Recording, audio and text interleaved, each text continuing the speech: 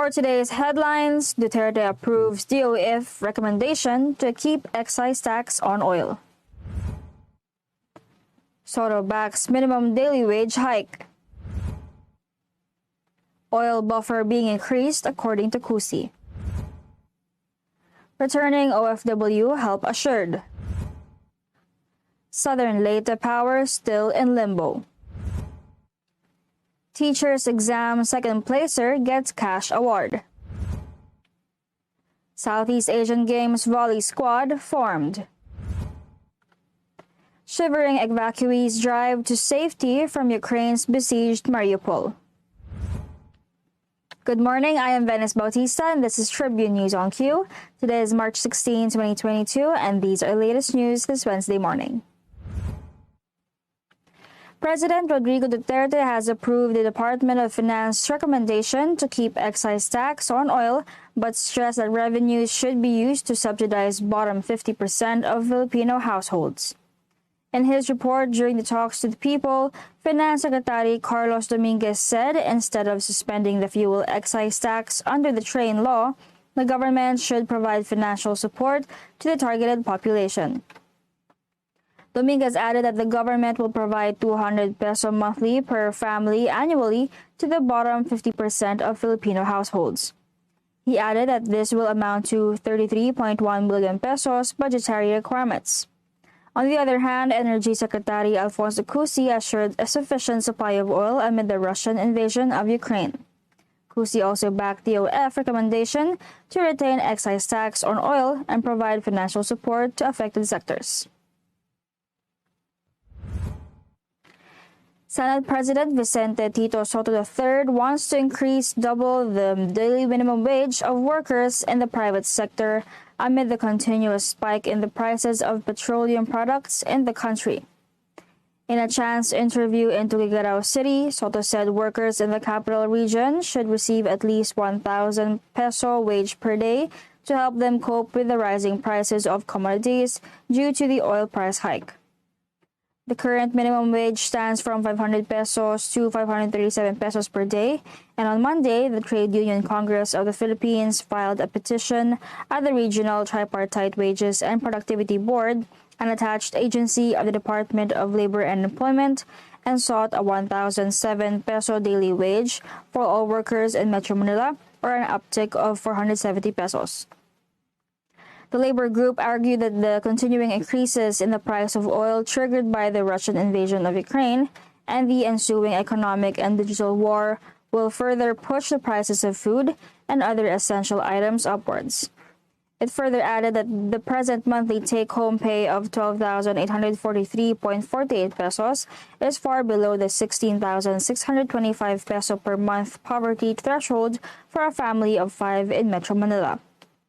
For his part, Senator Panfilo Ping Lacson said he will leave it to the Regional Wage Board to decide on the matter.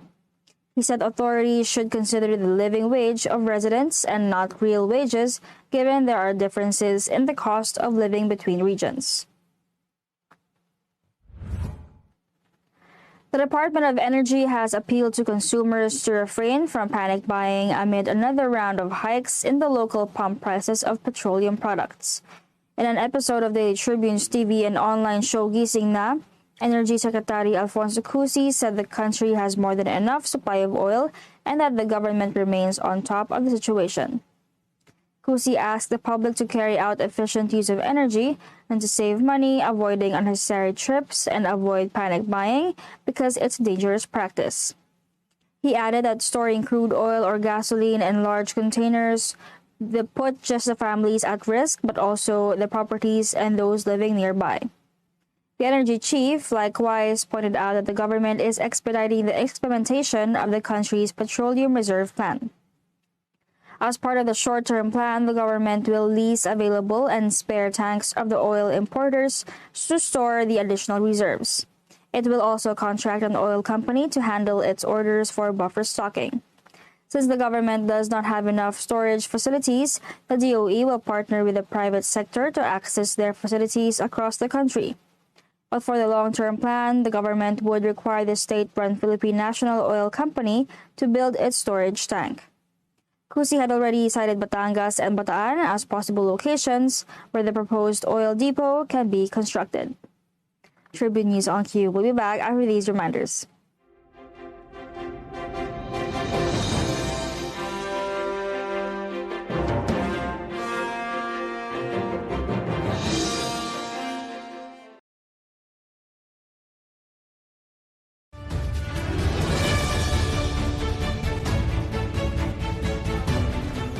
Mahalin natin ang Pilipinas. Lilipad na ang agila, magtatanggol magmamahal sa ating bansa. We shall fly, soar, fight, and win! Maasa Indarisara sa'yo. Manong Joe po, At Ate Maita, good news! Muling bumaba ang overall electricity rates. Halos 12 centavos per kilowatt hour ang decrease ngayong buwan. ngayong Valentine's Month, nakakamiss mag-family movie date. May big screen, hot popcorn, at malamig na sinihan. Pero syempre, mas safe to stay at home. May bright idea si Engineer Joel para dyan. Keep your loved ones safe. Mag-cine experience at home. Ang Smart TV, 80 centavos lang per hour ang konsumo. At para kumpleto, mag-popcorn at aircon. Kung virtual date naman, 18 centavos per hour ang paggamit ng laptop. Kahit magkalayo, together tayo. How sweet! Safe na, cost-efficient pa. Hanggang sa susunod na Meralco Advisory. Every time I'm on the road, I can expect high performance from Phoenix Fuels. Now with Pulse technology, delivers enhanced power and acceleration to make every trip come alive. Magandang araw mga katribo! Narito na ang mga makakasama nyo tuwing umaga sa programang Gising Na. Roy Pelovelo, Atty. Lia Badillo Crisostomo, Vernon Velasco, Kim Sancha at Chirk Balagtas. Abangan ang programang Gising Na mula alas 8 hanggang alas 9 ng umaga sa Facebook page ng Daily Tribune. Ilabas na ang mainit na kape at samahan kami sa inyong pag-almusal, mga katribo. Simulan natin ang bawat umaga with good vibes sa mga informative and recreational segments ng aming programa. Maaari niyo rin ibahagi sa amin ang inyong opinion via Daily Tribune Facebook page at Tribune Now sa YouTube. Makichika na rin sa latest showbiz happenings, mga katribo. Kaya naman, magkita-kita po tayo mula Lunes hanggang Biyernes, alas 8 hanggang alas 9 ng umaga at magsama-sama po tayo sa Gising Na!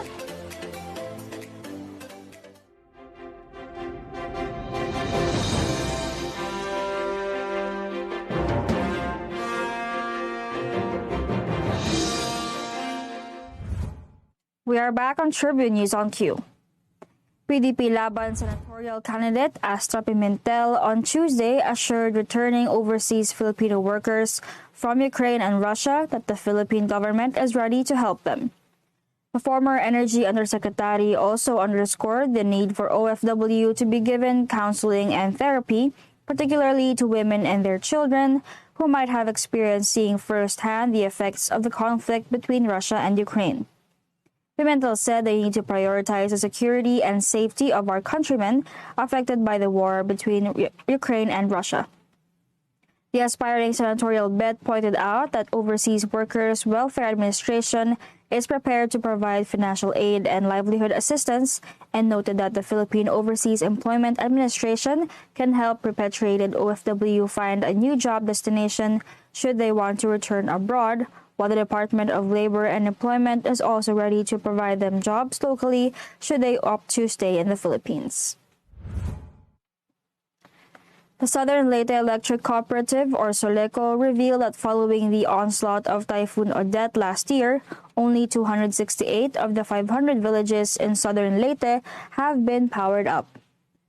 Soleco said that as of March 14, only 66,116 houses and establishments have been energized out of the 105,787 affected power consumers.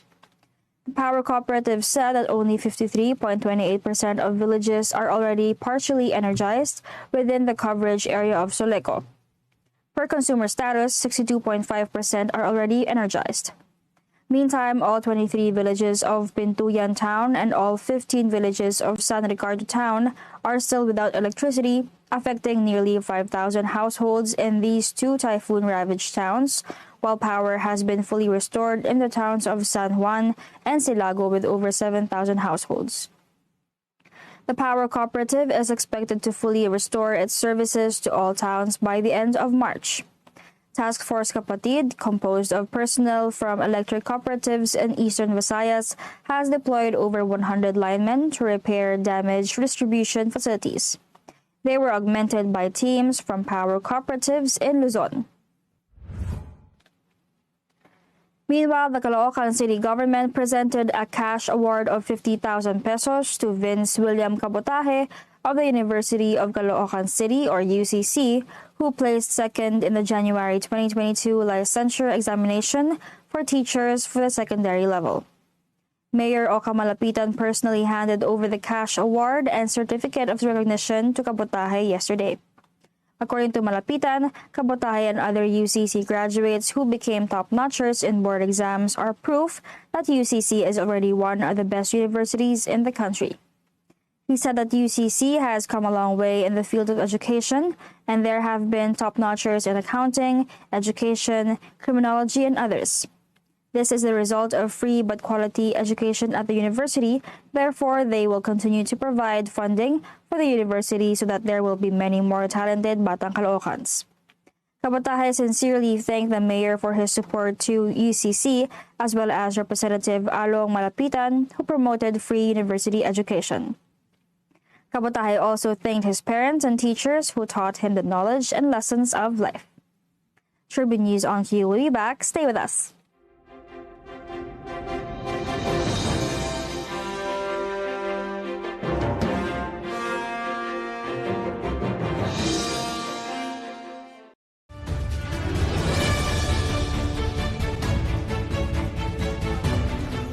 Mahalin natin ang Pilipinas.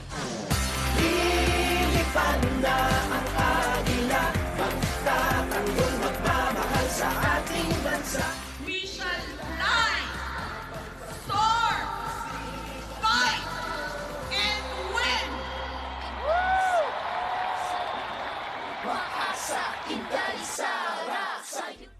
Ayon sa World Bank, tinatayang 4.8 hanggang 12.7 milyong toneladang plastic ang sumisira sa ating karagatan taon-taon.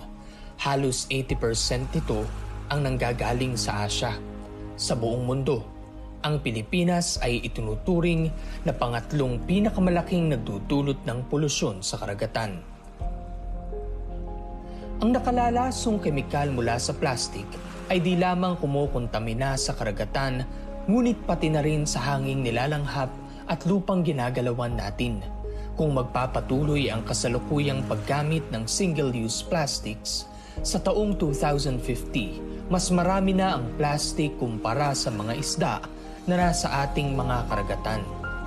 Dahil dito, mas pinaiigting ng pamahalaan ang kampanya laban sa paggamit ng single-use plastics.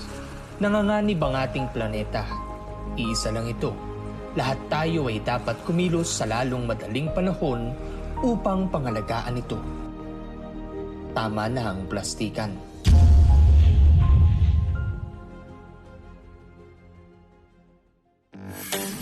Araneta City, home to the country's first indoor shopping mall, the world's original Thrilla, and the first ever Bini Bini pageant. Now a place for your first win, your first catch, your first home, your first big break, your first date, and even your first love. Araneta City, the city of firsts.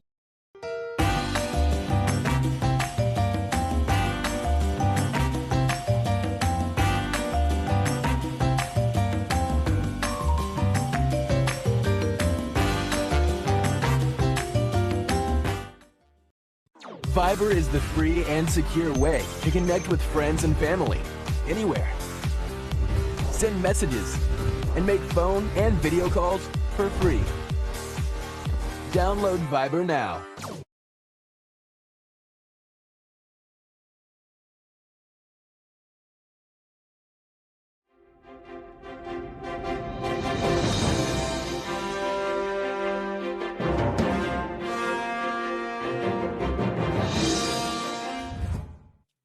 You are still watching Tribune News on Q. Veteran hitters Jaja Santiago and Alyssa Valdez led 14 other players named Tuesday by the Philippine National Volleyball Federation, or PNVF, and the national women's squad, which will compete in the Hanoi Southeast Asian Games in May. The PNVF said that the squad will fly to Brazil on April 12 for training camp as the Filipinas look to end a long medal drought since winning bronze in the 2005 edition of the biennial meet held in Manila. Santiago, who plays in the highly competitive Japan V-League, is making her return to the squad after skipping the 2019 Southeast Asian Games, while Valdez is on her fourth straight stint in the regional meet. Exhausted, shivering, and traveling in cars with shattered windscreens or no windows, some of the first evacuees from Ukraine's besieged Mariupol drove into the nearest safe city of Zaporizhia Tuesday. Around 20,000 people managed to leave the encircled port city Tuesday through a humanitarian corridor agreed with Russian forces, President Volodymyr Zelensky's Deputy Chief of Staff, Kirilo Timoshenko, said on Telegram. Those in the remaining cars were forced to spend the night along the route, Timoshenko said. Arriving in small batches, private vehicles with scraps of white material tied to the wing mirrors in a sign of truce pulled into the car park of a shopping center on the city's outskirts, which is now a registration center for displaced people. They described a harrowing journey, forced to drive off-road to avoid Russian troops and checkpoints and facing the constant threat of enemy fire on the way. The city of Zaporizhia is the first safe port of call for those fleeing Mariupol, many of whom are heading towards the country's west and perhaps onto Poland or other bordering countries. Tuesday's evacuation was much larger than Monday, when a group of 160 cars left Mariupol, according to the city council. The first successful evacuations come after several failed attempts since Russian forces surrounded the port city on the Azov Sea early this month. And that wraps up the stories this morning, but before we go, we would like to thank the following: SM Store, Aranda City, Department of Tourism, MG Motors, Hina Motors, Security Bank, Empire Eastland Holdings Incorporated, and Overseas Community Affairs Council member Alan Lin of Republic of China for their continued support. Again, this is Venice Bautista on Tribune News on Q. Stay safe, stay healthy, and stay at home. Good morning. Catch the latest news on our website, tribune.net.ph. Follow us on Facebook, Twitter, and Instagram. Subscribe to our YouTube channel, Tribune Now. Download the Daily Tribune app on Apple Store for iOS and Google Play for Android to get the latest and most comprehensive news online. Daily Tribune invites you to join its Viber community, Katribu, to get updates on the hottest news on politics, business, sports, lifestyle, and entertainment. Emoticons of the Tribune mascot Tercito are available on our community Viber.